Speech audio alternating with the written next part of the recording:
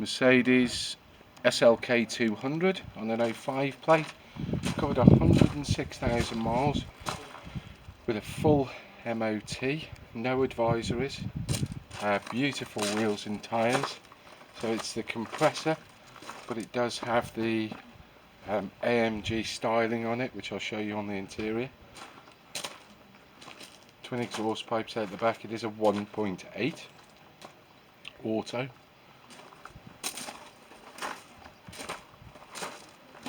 Operational roof, new discs you can see there on the back, big dished alloys, really nice car. So upgraded headlamps,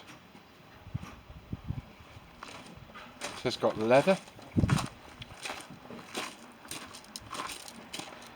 really beautifully engineered Mercedes.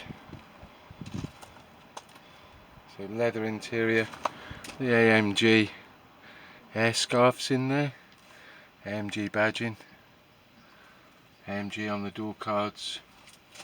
So like I said, it's an auto.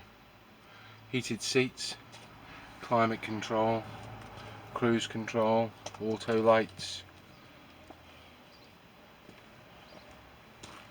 Show you in the boot. Even got the original